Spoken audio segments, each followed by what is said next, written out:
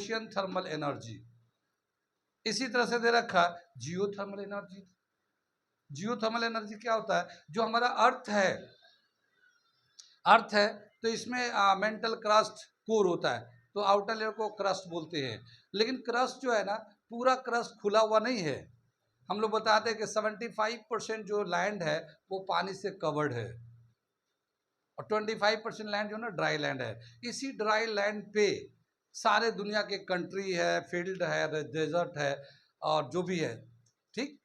तो बताते कि समंदर के अंदर कुछ कुछ ऐसे जगह है जहाँ पे ये हम लोग इसको डायग्राम बनाता हूँ मैं थोड़ा सा, ये सब मैं मिटा दूँ। ये समझ में आ गया ना? ये टेम्परेचर याद रखना, ये लिक्विड याद रखना। अब ये हमारा कोर है, मेंटल है, क्रस्ट है। ये कोर है, ये मेंटल है, ये क्रस्ट है। कितनी बात सुन में? अब क्या बताया कि ये जो है, ये जो सेक्शन है यहाँ पानी से भरा हुआ है, ये समुद्री एरिया है, ठीक है। ये समुद्र, ये पूरा पानी से भरा हुआ है, ठीक। और ये जो मेंटल पार्ट है, मेंटल का मतलब ये है कि ये मोल्टेन मटेरियल है, सारे मेटल जो ना पिघल के पानी के फॉर्म में है। ये बहुत ही गर्म एरिया है, उससे भी ज़्यादा गर्म ये है। लेकिन यहाँ पे एक होल है, ठीक है। तो इसकी जो गर्मी है इधर से निकलते रहता है, इसमें पानी समंदर के अंदर। समंदर तो गहरा होता है ना, तो जो गहरा होता है वो क्रस्ट को दबा देता है, वो बिल्कुल लेयर जो ना मेंटल से आके मिलता है। तो कहीं कहीं होल है और वो होल से इसकी गर्मी बाहर निकलते रहता है। जब ये गर्मी बाहर निकलता है तो ये पूरा पानी से कवर्ड है, समंदर है ना, तो पानी जो है ना गर्म होके भाप बनने लगता है। इस पॉइंट को बोलते हैं हॉट स्पॉट। हॉट स्पॉट, कितनी बात समझ में? और जहाँ जहाँ हॉट स्पॉट है वहाँ पे पानी जो है ना नीचे बहुत ही गर्म होकर स्टीम बनते रहता है, नेचुरल तौर पे वो स्टीम बनते रहता है। और उस स्टीम से दोबारा हम लोग इसको टरबाइन से पास करके इलेक्ट्रिसिटी को जनरेट कर सकते हैं। तो बहुत सारे कंट्री हैं जहाँ पे समंदर के अंदर ऐसे हॉट स्पॉट पाए गए हैं, जिसमें एक कंट्री दे रखा न्यूजीलैंड, दूसरा कंट्री दे रखा USA, United state of America. कितनी बात में? इन दो कंट्री के पास जो समंदर मिले हैं, उनके समंदर में हॉट स्पॉट मिले हैं। हॉट स्पॉट वो है जहाँ पे मेंटल से हीट जो है ना निकल के पानी को स्टीम बनाते रहता है और उस स्टीम को यूज करके इलेक्ट्रिसिटी जनरेट कर सकते हैं हम लोग। तो ये भी रिन्यूएबल सोर्स ऑफ एनर्जी है, कंटिन्यूअस रिन्यू होता रहेगा, चलता रहेगा, एक गर्मी निकलता रहेगा, पानी का भाप बनता रहेगा, स्टीम बनता रहेगा। उस तरह से प्लांट लगा सकते हैं। तो ये दे रखा है कैसे हम लोग ओशियन से उसके एनर्जी को यूज करके इलेक्ट्रिसिटी जनरेट करते हैं। कहती है बात सुन में? अगला टॉपिक दे रखा है न्यूक्लियर एनर्जी। ये आखिरी टॉपिक है इसका। आगे चलते हैं।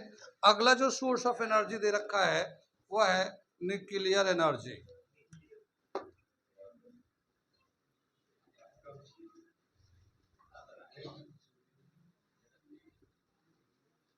ठीक है, न्यूक्लियर एनर्जी।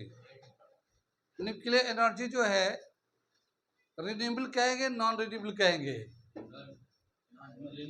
ठीक है। न्यूक्लियर एनर्जी बताया क्या? 2 टाइप्स के हैं न्यूक्लियर एनर्जी। क्या दे रखा? Nuclear fission. अब्दुल्ला अब आली बन जाता। न्यूक्लियर फिशन, न्यूक्लियर फ्यूजन, ये 2 टाइप के हमारा न्यूक्लियर एनर्जी होता है। ये जो एनर्जी है अभी तक जितने भी हम लोग एनर्जी किया था वहाँ पे तो हम लोग फ्यूल जला रहे थे, और चाहे वो रिन्यूएबल हो चाहे नॉन रिन्यूएबल हो, वहाँ पे हम लोग केमिकल रिएक्शन करा रहे थे। जैसे किसी चीज़ का जलना, ये केमिकल प्रोसेस है, केमिकल रिएक्शन होता है वो। लेकिन यहाँ पे क्या बताया न्यूक्लियर एनर्जी में कि इसका जो न्यूक्लियस है इसमें इन्वॉल्व होता है। जैसे अभी जो भी हम लोग ने रिएक्शन करा रहे थे, जैसे ये एक एटम होता है, ये इसका न्यूक्लियस है, ये न्यूक्लियस है हमारा। इसके बाहर जो शेल होते हैं, इलेक्ट्रॉन होते हैं, ये तो कहते थे ना हम लोग। और इसका जो इलेक्ट्रॉन बाहर होता था तो वो अपने आउटर शेल पे कितना इलेक्ट्रॉन अपने ऑक्टेट को कंप्लीट करने के लिए रिएक्ट करता था, इलेक्ट्रॉन दे सकता है, इलेक्ट्रॉन ले सकता है, एक्सोथर्मिक, इंडोथर्मिक, बहुत सारी बातें थी। लेकिन ये सारी जो बातें थी वो आउटर शेल पे इलेक्ट्रॉन के रेस्पेक्ट में होता था, इसमें न्यूक्लियस का कोई रोल नहीं था। लेकिन अब जो दे रखा न्यूक्लियर एनर्जी, अब इससे इलेक्ट्रॉन से कोई मतलब नहीं है, इसके न्यूक्लियस से मतलब है इसका। कितनी बात में तो जो एनर्जी इसके न्यूक्लियस के रिएक्शन से जो भी हो रहा उससे निकल के आएगा वही न्यूक्लियर एनर्जी कहलाता है। कितनी बात में आगे चले। यहाँ पे जो न्यूक्लियर फिशन है, फिशन का मतलब होता है break into split into small parted, split into small part, ठीक है ना। ये स्मॉल पार्ट में fusion, combined together, combined to form large molecule, ठीक है ना। फ्यूजन का मतलब ये है, ठीक। फिशन का मतलब टूट के छोटा होना, फ्यूजन का मतलब कंबाइन होके बड़ा मॉलिक्यूल बन जाना। कितनी बात सुन में क्या बताया कि यहाँ पे कई सारी बातें हैं। जैसे सबसे बड़ा जो रियल एलिमेंट होता है हमारे, वैसे हमने बताया कि 114 एलिमेंट होते हैं और जो नेचुरल एलिमेंट होते हैं वो 92 होता है। उसके बाद जितने भी आर्टिफिशियल है, बताया था ना हमने, 92 जिसका एटॉमिक नंबर है वो यूरेनियम है, जिसका एटॉमिक नंबर 92 है वो यूरेनियम है। यूरेनियम का एटॉमिक नंबर 92 है, एटॉमिक मास 235 है, 235 भी है, 236 भी है, 238 भी है, वो उसका आइसोटोप्स कहलाता है, ठीक है।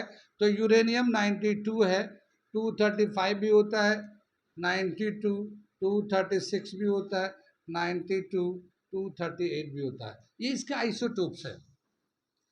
लेकिन क्या बताया कि 92 इसका एटॉमिक नंबर है, यानी 92 इलेक्ट्रॉन्स है। तो ये जो 235 है या 236 है ये प्रोटॉन प्लस न्यूट्रॉन है, और ये कहाँ पे मिलते हैं, न्यूक्लियस पे मिलते हैं। ये यूरेनियम के न्यूक्लियस पे इतने पॉजिटिव चार्ज होते हैं, इतने पॉजिटिव चार्ज जब एक साथ होते हैं तो यहाँ पे एक फोर्स होता है, वो कहलाता है न्यूक्लियर फोर्स, जो सबको बांध के रखता है। लेकिन यूरेनियम में बताते हैं कि न्यूक्लियर फोर्स का जो रेंज है वो कम है, लेकिन यूरेनियम का जो न्यूक्लियस का जो साइज है वो थोड़ा बड़ा है। तो यूरेनियम का न्यूक्लियस अनस्टेबल होता है, यूरेनियम का न्यूक्लियस अनस्टेबल होता है। तो अनस्टेबल होने की वजह से क्या होता है कि अगर इसको कहीं से भी कोई धक्का मार दे तो ये टूट सकता है। स्टेबल होने के लिए न्यूक्लियस टूट सकता है, स्टेबल होने के लिए। तो क्या देखा गया है, ये इसके आगे बहुत सारी बातें मैं जो एनसीईआरटी में दे रखा उसी के रेफरेंस में बता रहा हूँ कि अगर यूरेनियम के न्यूक्लियस को न्यूट्रॉन से हिट कराया जाए, किससे, न्यूट्रॉन से हिट कराया जाए, तो ये दो स्मॉल न्यूक्लियाई में टूट जाते हैं, साथ ही तीन नए न्यूट्रॉन्स बन जाते हैं और एनर्जी भी रिलीज होता है। अब उस रिएक्शन को मैं लिख के दिखा रहा हूँ, ये समझ बात आ गई। तो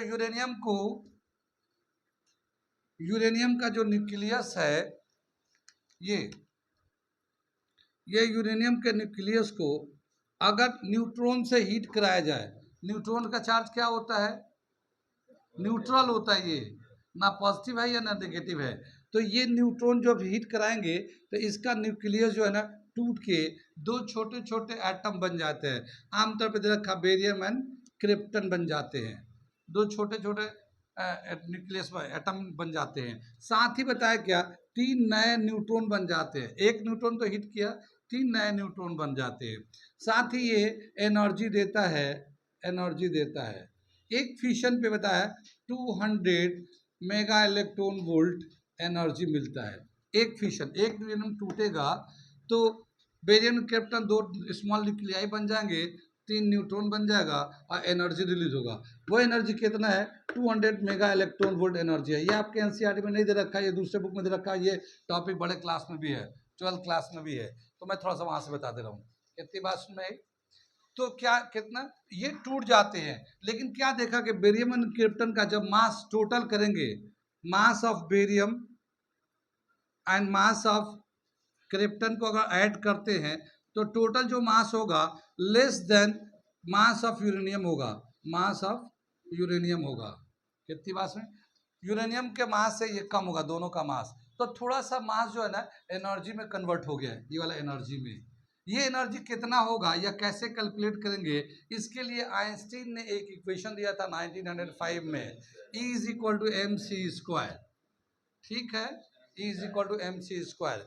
ये मास होता है और C वेलोसिटी ऑफ लाइट होता है। आपको याद तो होगा velocity of light 3 into 10⁸ metre per second square. ठीक है, 3 into 10⁸ metre per second light की स्पीड होता है, उसका स्क्वायर कर देंगे।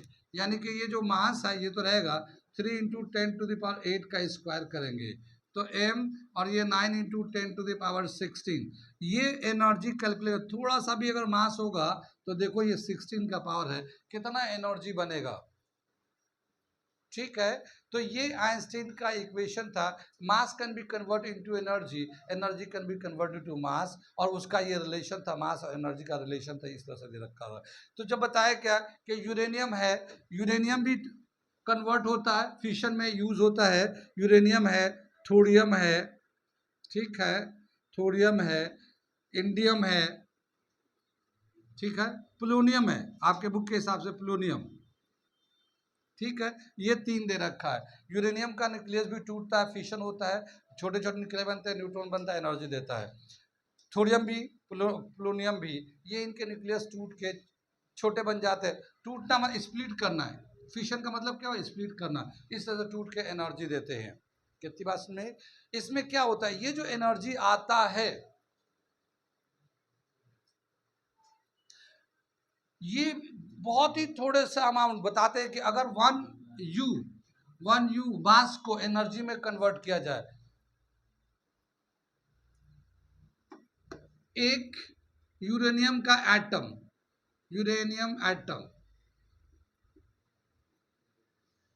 एक एटम टूटने के बाद जितना एनर्जी देगा, एक कार्बन एटम को भी जलाते हैं ना, कार्बन जलता है, तो एक कार्बन एटम को जब जलाते हैं तो ये भी एनर्जी देगा, जब जलेगा तो ये भी एनर्जी देगा, एक यूरेनियम का एटम टूटेगा तो ये भी एनर्जी देगा। लेकिन कितना एनर्जी होगा? 10 मिलियंस टाइम्स। यानी कि एक यूरेनियम का न्यूक्लियस टूटेगा तो जितना एनर्जी देगा, और अगर एक कार्बन एटम को जलाएंगे तो जितना एनर्जी कंपेयर करेंगे तो वो 10 मिलियंस टाइम्स ऑफ एनर्जी होगा। यानी कार्बन एटम जितना एनर्जी देगा उसका 10 मिलियंस टाइम्स करेंगे तो वो एक यूरेनियम के एटम के एनर्जी के बराबर होगा। एक दे रखा है 1 यूनिट मास को, ये वाला जरूर याद करें, 1 यूनिट मास को अगर एनर्जी में कन्वर्ट करते हैं तो 931 मेगा इलेक्ट्रॉन वोल्ट के बराबर होता है। इसमें जो फिशन और फ्यूजन जो एनर्जी होता है हम लोग इसको इलेक्ट्रॉन वोल्ट में दिखाते हैं। ठीक है, इसको मैं यहां से मिटा दूं, ये वाला समझ में बात आ गई। ये वाला पॉइंट को हटाता हूं, ये वाला मैं यहां से लिखता हूं, ये हटाता हूं। ये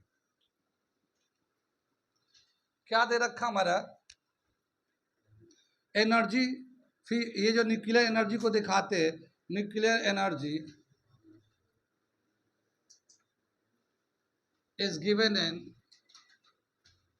as electron volt. Nuclear energy को इलेक्ट्रॉन वोल्ट में दिखाते हैं। 1 इलेक्ट्रॉन वोल्ट कितने के बराबर होता है? 1.602 10⁻⁻19 कूलम के बराबर होता है, जूल के बराबर होता है। ये इतना जूल के बराबर होता है। 1 मेगा इलेक्ट्रॉन वोल्ट लेना चाहेंगे, 1 मेगा इलेक्ट्रॉन वोल्ट 1.602 10⁻⁻13 जूल के बराबर होता है मेगा इलेक्ट्रॉन वोल्ट। मेगा मतलब 10⁻6, तो ये -19 था, 6 और कम कर दो प्लस में तो 13 हो गया। ठीक है ना, बात समझ में आ रही है? क्या बताया कि एक यूनिट मास, जैसे हम लोग बोलते हैं ना मास को रिप्रेजेंट करने का जो तरीका है केमिस्ट्री में, यूनिट मास या AMU भी बोलते थे, एटॉमिक मास यूनिट, अब उसको U से दिखाते हैं। 1 U मास को 1 U मास gives 931 mega electron volt energy. कितनी बात में? ये वाला पॉइंट को याद रखना, ये दे रखा है 1 यूनिट मास को अगर एनर्जी में कन्वर्ट किया जाए तो 931 मेगा इलेक्ट्रॉन वोल्ट एनर्जी के बराबर होता वो। ठीक है, आगे चले हम लोग।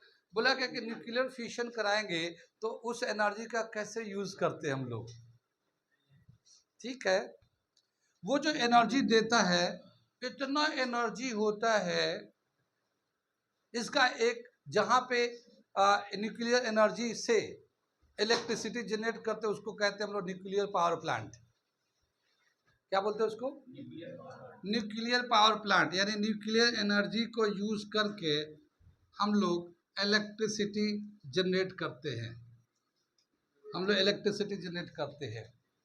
ठीक है, और फ्यूशन से, न्यूक्लियर फ्यूशन से जो इलेक्ट्रिसिटी जनरेट करते हैं वो न्यूक्लियर पावर प्लांट का इंडिया में कहाँ कहाँ है कुछ नाम बताते हैं। जैसे एक दे रखा Narora, Narora atomic power plant, ये कहाँ है? यूपी में है। ठीक है, आगे चले हम लोग। देखो न्यूक्लियर पावर प्लांट कहाँ है, बहुत सारे हैं, कुछ वो बहुत बड़े बड़े हैं उनका नाम देखा। जैसे नरोरा है यूपी में, यहाँ पास में ही है। ऐसे ही तारापुरा है, महाराष्ट्र में मिलता है, ये न्यूक्लियर पावर प्लांट है। राणा प्रताप सागर राजस्थान में, ऐसे ही कल्पाकम तमिलनाडु में, और काकरापाड़ गुजरात में। ठीक है ना, और कायगा भी दे रखा है, एक कायगा भी है, और भी कई सारे न्यूक्लियर पावर प्लांट है। अब हम ये देखते हैं कि ये जो न्यूक्लियर पावर प्लांट है कैसे इलेक्ट्रिसिटी को जनरेट करता है। वैसे तो इसका न्यूक्लियर पावर प्लांट का स्ट्रक्चर बनाते तो बहुत मज़ा आता है, लेकिन वो कोर्स में अब हटा लिया है तो क्या मज़ा लूँ, अधूरे से ही काम चलाता हूँ। ठीक है ना, तो इसे मिटाता हूँ मैं, थोड़ा सा बताता। हाँ, आगे दे रखा बताया क्या कि ये हम बस एक रफली आइडिया बना देते हैं कि इसमें न्यूक्लियर पावर प्लांट लगा हुआ है, न्यूक्लियर रिएक्शन कराते हैं, न्यूक्लियर रिएक्शन कराते हैं तो एनर्जी प्रोड्यूस होता है।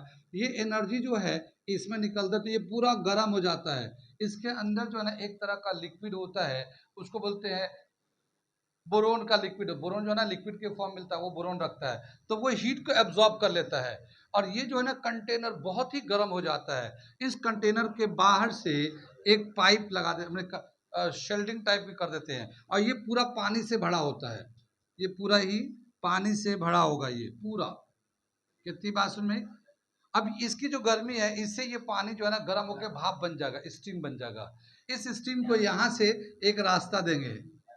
ठीक है, जो इस गर्मी से जो गर्मी निकलेगा इसके अंदर से, ये गर्मी से ये ऊपर में पूरा पानी से कवर्ड है चारों तरफ से, उस गर्मी से ये पानी गर्म होगा, स्टीम बन जाएगा। इस स्टीम को एक रास्ता देंगे, जहां से वो स्टीम निकलेगा बहुत ही प्रेशर से निकलेगा, यहीं पे लगा देंगे टरबाइन, यहीं पे लगा देंगे टरबाइन, लगा देंगे यहाँ पे।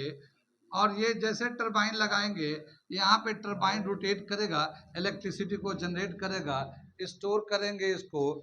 ठीक है, इलेक्ट्रिसिटी को जनरेट करेंगे, स्टोर करेंगे, फिर यूज करेंगे। तो ये बहुत ही अच्छा सोर्स है इलेक्ट्रिसिटी का। लेकिन इसके लिए चाहिए आपको यूरेनियम। यूरेनियम इतना मिलता नहीं है, बहुत ही रेयर।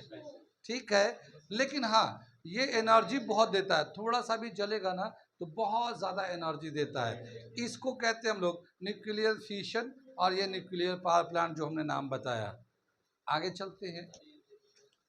न्यूक्लियर फ्यूजन में क्या बताया, ये मिटा दे, ये समझ में आ गया। ये अगला देखते हैं न्यूक्लियर फ्यूजन क्या बताया। न्यूक्लियर फ्यूजन में बहुत दफा तो ऐसा देखा कि लार्ज न्यूक्लियाई स्प्लिट करके छोटे छोटे न्यूक्लियाई में टूट जाते हैं, और उसमें मास जो है ना एनर्जी में कन्वर्ट हो जाता है। लेकिन कभी कभी ऐसा भी देखा कि स्मॉल न्यूक्लियाई कंबाइंड होकर लार्ज न्यूक्लियाई में कन्वर्ट हो जाते हैं। सन से हीट एंड लाइट आ रहा है, ठीक है, सन से हीट एंड लाइट आ रहा है, तो जाहिर है सन के अंदर कुछ जल रहा होगा। क्या जल रहा है? सन का दिल जल रहा है। ठीक है, सन का दिल जल रहा है, बहुत बड़ा दिल जला है। ठीक है, आगे चले हम लोग। मैंने हंसी वाली बात कही ना, अब हंस लो, हंसने वाली बात तो कही। क्या बताते हैं, क्या बताते हैं कि सन के अंदर जो है ये जो हाइड्रोजन है, हाइड्रोजन जो है ना स्मॉल न्यूक्लियाई है, और ये हाइड्रोजन फ्यूज होके हीलियम बनते हैं, हाइड्रोजन फ्यूज होकर हीलियम बनता है, साथ ही कुछ मास एनर्जी में कन्वर्ट हो जाता है। और वही एनर्जी जो है, चूंकि billions of hydrogen combining together at a time, sun के अंदर बिलियंस हाइड्रोजन फ्यूज हो रहे हैं, यानी छोटे छोटे न्यूक्लियर मिलके बड़े बन जा रहे हैं, हीलियम बन जाना है। तो इतने सारे फ्यूज होके हीलियम जब बन रहा है, इतना एनर्जी रिलीज हो रहा है, जिसकी वजह से सन से इतनी हीट एंड लाइट आ रही है। कितनी बार सुनाई, इतनी हीट एंड लाइट आ रहे हैं, कितनी बार। तो सन के अंदर फ्यूजन प्रोसेस चल रहा है, जिसमें हाइड्रोजन जो स्मॉल न्यूक्लियाई है कंबाइन होकर हीलियम बनता है, साथ ही इसका कुछ मास एनर्जी में कन्वर्ट हो जाता है। कितनी बात सुन में आई? इस एनर्जी का भी, इस एनर्जी का हम लोग कुछ यूज नहीं कर रहे हैं, क्योंकि सन का एनर्जी का कोई यूज नहीं हो रहा, वो सिर्फ फोटोसिंथेसिस के जरिए हम लोग को लाइव दे रहा है। जो एनर्जी सन से आता है वो फोटोसिंथेसिस के जरिए हम सब लिविंग के लिए बहुत फायदेमंद है। तो पूरा सिस्टम अर्थ का संभाले हुए है ये एनर्जी। कितनी बात सुन में आई? आगे दे रखा है कि इसका जो डिवाइस का जो यूज करते हैं, जैसे इससे बनाया, न्यूक्लियर फिशन के प्रिंसिपल पे बनाया गया है एटम बम। ठीक है, एटम बम नाम सुना है, और न्यूक्लियर फ्यूजन से बनाया गया है हाइड्रोजन बम। ठीक है ना, ये बनाया गया एटम बम। 1945 में बताते हैं हिरोशिमा नागासाकी पे मारा था, और 6 अगस्त 9 अगस्त को मारा था। और बताते कि इतना ज़्यादा, बताते हैं कि 6 अगस्त 9 अगस्त 1945 में हिरोशिमा नागासाकी पे एटम बम मारा गया था। लेकिन वो एटम बम इतना ज़्यादा खतरनाक था कि जितने तो एटम बम की लपेट में वो तो मर ही गए, और जो लोग दूर थे, बहुत दूर थे, उनका जो एटम बम के फटने के बाद उसके जो रेजेस निकले, वो इतना हाई पेनेट्रेटिंग रेज थे कि जब उनके बॉडी से पास हो गया तो उसके जो जेनेटिकल कंपोजिशन है, जेनेटिकल कंपोजिशन पढ़ा तो होगा बायोलॉजी में, जेनेटिकल कंपोजिशन डिसऑर्डर हो गया। और उस जेनेटिकल डिसऑर्डर होने की वजह से उनके बाद अगर वो जिंदा रहे तो उनको बीमारी हो गया, वो नॉन क्यूरेबल डिजीज। जाहिर है जेनेटिकल जो डिजीज होते हैं वो नॉन क्यूरेबल होते हैं, वो इलाज नहीं हो सकता उसका। और वो तो जो बच गए वो तो उनको बीमारी हो गई, और अगर उनके औलाद हो गए तो चूंकि नॉन क्यूरेबल डिजीज है, जेनेटिकल है, तो वो हर जनरेशन में उसके औलाद को भी, आने वाले जनरेशन को भी बीमारी चलता रहा है और चलता जा रहा है अभी भी। इतना खतरनाक एटम बम होता है। तब मारा गया, तब से आज तक नहीं मारा गया। वैसे सभी के पास एटम बम है, इंडिया पाकिस्तान नेपाल भूटान, सॉरी नेपाल भूटान के पास नहीं है, इंडिया पाकिस्तान जो इतनी बड़ी कंट्री है सबके पास है। ठीक है ना, एटम बम। लेकिन अब क्या होता है कि एटम बम रखने का धमकी देते हैं। ठीक है, ज्यादा चित्रा मत, वरना एटम बम मार दूंगा, मैं तो मरूंगा ही, सब तुम्हारे लिए बर्बाद कर दूंगा। ठीक है, तो बोला नहीं नहीं नहीं नहीं, मत मारो मत, मारो मत। ठीक है, तो एटम बम का जो है ना, एक तरह का वो इतना ज्यादा खतरनाक उसके रेजेज होते हैं। तो इसके बाद दे रखा है इन्वायरमेंटल प्रॉब्लम। क्या दे रखा है? वो जो न्यूक्लियर पावर प्लांट है, अभी हमने बताया था न्यूक्लियर पावर प्लांट नरोरा में है, कल्पक्कम में है, तारापुरा में है। ठीक है ना, तारापुर में है, कई जगहों पे है न्यूक्लियर पावर प्लांट। लेकिन न्यूक्लियर पावर प्लांट में तो फ्यूशन होता है, एनर्जी निकलता है, पानी गर्म करते हैं, स्टीम बनाते हैं, बिजली बनाते हैं, खत्म। लेकिन वो जो वेस्ट बचता है, उसके नीचे वेस्ट तो आता होगा ना, वो जब वेस्ट निकालेंगे तो कहाँ ले जाके डालेंगे? क्योंकि वो जो वेस्ट है वो कहीं पे भी डालोगे ना, उससे रेजेस निकलते रहेंगे, और वो लाइफ के लिए बहुत ही हानिकारक है, लाइफ के लिए। तो वो जो वेस्ट निकालते हैं न्यूक्लियर पावर प्लांट से, उसको जमीन खोद के, कई किलोमीटर जमीन खोद के नीचे दबाना पड़ता है। अगर ऐसा नहीं करेंगे तो वो एटमॉस्फेयर को पोल्यूट करेगा, और रेस तो रेज ही होता है, वो ख़त्म नहीं होता, वो सबके बॉडी से पास होता रहेगा, और वो ऐसा बीमारी पैदा करेगा जो जेनेटिकल डिजीज होगा, और वो आने वाले दिनों में जानलेवा हो जाएगा। कितनी बात सुन में आई? तो इसीलिए उसका जो न्यूक्लियर पावर प्लांट से जो वेस्ट निकलता है उसको बहुत ही केयरफुली डिस्पोज करना पड़ता है, वेस्ट को मैनेज करना पड़ता है। ये था environmental issues nuclear power plant से। यहाँ पे चैप्टर जाके ख़त्म हो जाता है। एक दो सवाल है वो मैं ओरली बोल देता हूँ और बता देता हूँ कौन कौन सा सवाल है, ठीक है ना। एक्सरसाइज का सवाल मैं बोल देता हूँ, ये ख़त्म हो गया। वैसे क्या सवाल दे रखा, पहला सवाल सुनो, ध्यान से सुनो, अभी उसके बाद फोटो खींचे। पहला सवाल दे रखा, a solar water heater can not be use to get hot water on. Solar water heater जो होगा कब पानी को गर्म करने के लिए इस्तेमाल में नहीं आएगा? Sunny day, cloudy day, hot day, windy day. ठीक है, तो ये क्लाउडी डे में यूज नहीं कर सकते क्योंकि बादल घिरे रहेंगे तो फिर लाइट नहीं आएगा, तो फिर वो काम नहीं करेगा। दूसरा दे रखा, which of the following is not example of biomass energy source. इसमें से कौन सा बायोमास एनर्जी सोर्स का एग्जाम्पल नहीं है? वुड, गोबर गैस, न्यूक्लियर एनर्जी, कोल। इसमें से कौन सा नहीं है? Nuclear energy. ठीक है, न्यूक्लियर एनर्जी ये बायोगैस में नहीं है, बायोमास में नहीं आता। कोल तो आता है, कोल जो है ना बायोमास ही होता है, लकड़ी का और दरख्त का बनता है। और तीसरा दे रखा है इसका, most of the source of energy we use represent stored solar energy. Which of the following is not ultimately derived from the sun energy? इनमें से कौन सा एनर्जी सन से आता नहीं है? Geothermal energy, wind energy, nuclear energy, biomass. Nuclear energy नहीं आता सन से, ठीक है। बाकी जियोथर्मल एनर्जी भी सन का है, विंड एनर्जी, बायोमास सब होता है, और बाकी सब खत्म हो गए यहाँ से। ये 3 क्वेश्चन थे, हमने बता दिए।